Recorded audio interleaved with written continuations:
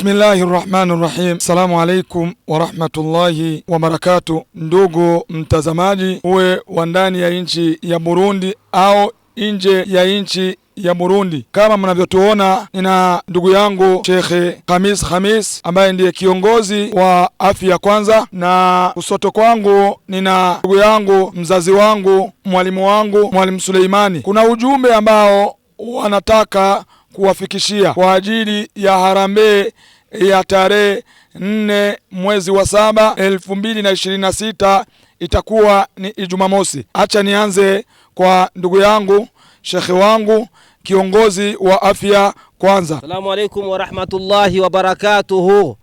Ndugu zangu wa Islam, ni tarehe 4 ya mwezi wa 7. Unabakia nyumbani unafanya nini? Mbona kazi ni ya kwako hii? Mbona thawabu zimejaa hapa ndani?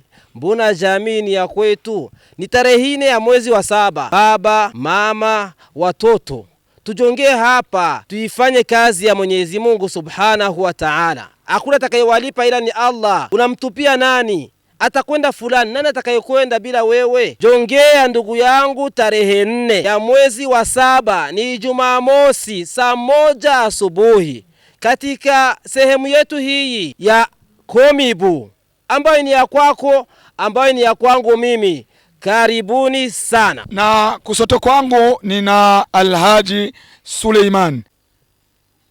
Assalamu alaikum wa rahmatullahi wa barakatuh. Nimeulizwa na ndugu yangu Sheikh Juma hapa eti ninalo la kuwafikishia Waislamu. Mimi ninalo. Ni kuwa tariki 4 mwezi wa 7 itakuwa Jumamosi ijayo mwaka wa 2026. Hapa kwenye uwanja wa Komibu ipo shughuli kubwa ambayo inatakiwa nguvu zenu Waislamu, kama gisi tunavyokushukuruni. Kama kuna kile ambacho kimeshafanyika hapa, ujenzi kuanzia mwanzo hadi sasa tumefika pazuri, ni nguvu zenu Waislamu, muda wenu na mali zenu pia mlichangia kwa kutosha. Lakini pia tunapenda kushukuruni sana, na tukikuombeni kwa mara nyingine, Jumamosi hiyo ijayo ya tariki 4 kutakuwa harambee kubwa sana hapa, sawa na shughuli ambayo inaendelea kufanyika hapa.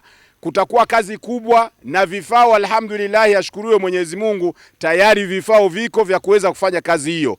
Kwa hiyo kinachohitajika ni uwepo wenu, nguvu zenu za kimwili na nguvu zenu tu za kufika na fikra zenu. Insha Allahu, mnaombwa sana, wanawake, watoto, baba zetu, kaka zetu, nyote mnaombwa kufika hapa, kwa sababu shughuli hii bila shaka ni ya kwenu. Hakuna mwingine atakayeifanya isipokuwa ni wewe. Na kila mtu, kumbuka, utalipwa sawa na kile ambacho ulichokitenda katika dunia hii. Kumbe ukifanya wema umejifanyia mwenyewe, ukipuuzia ukazembea umejikosesha mwenyewe. Hili ni jengo lako ambalo linataraji nguvu yako. Hivyo insha Allahu tunakuomba sana tujumuike pamoja ili kazi ya Mwenyezi Mungu iendelee kwenda mbele. Wassalamu alaikum wa rahmatullahi wa barakatuh.